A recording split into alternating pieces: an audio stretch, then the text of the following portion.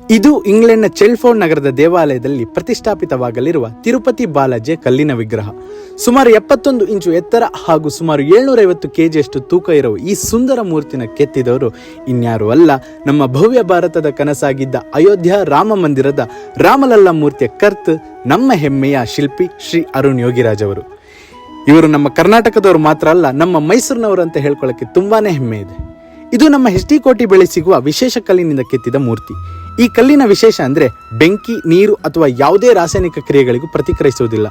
ಈ ವಿಗ್ರಹದಲ್ಲಿ ಬರುವ ಎಲ್ಲ ಅಂಶಗಳು ಅಂದರೆ ಕಿರೀಟ, ನಾಮ, ಕರ್ಣಮಂಡಲ, ಸೊಂಟದ ಪಟ್ಟಿ, ಎದೆಹಾರ, ಉಪಗ್ರೀವ, ಕುಚ್ಚು, ಶಂಖ, ಚಕ್ರ ಎಲ್ಲವನ್ನು ಕೂಡ ಅತ್ಯಂತ ಸೂಕ್ಷ್ಮವಾಗಿ ವಿವರವಾಗಿ ಕೆತ್ತಲಾಗಿದೆ. ಇದನ್ನೆಲ್ಲ ಹೊರತುಪಡಿಸಿ ನಾನೇನು ಹೇಳೋದಂದರೆ, ಈ ಕಲಾವಿದರ ತಲೆಯಲ್ಲಿ ಬಂದ ಕಲ್ಪನೆ, ಅದನ್ನು ಜೀವಂತಗೊಳಿಸಲು ಬೇಕಾದ ಶ್ರದ್ಧೆ, ಜೊತೆಗೆ ಬಹುಮುಖ್ಯವಾದದ್ದು ತಾಳ್ಮೆ. ಎಲ್ಲವೂ ಕೂಡ ಅನಂತಕ್ಕೂ ಮೀರಿದ ಸಾಧನೆ.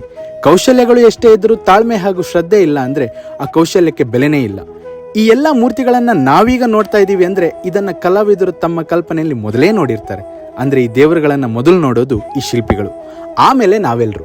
ಇವರ ಕಲ್ಪನೆ ಹಾಗೂ ಆ ಕಲ್ಪನೆಯನ್ನು ನೈಜತೆಗೆ ತಂದು ಇತಿಹಾಸ ಸೃಷ್ಟಿಸುವ ನಿಮಗೆ ನಮ್ಮೆಲ್ಲರ ಕಡೆಯಿಂದ ಅನಂತ ವಂದನೆಗಳು.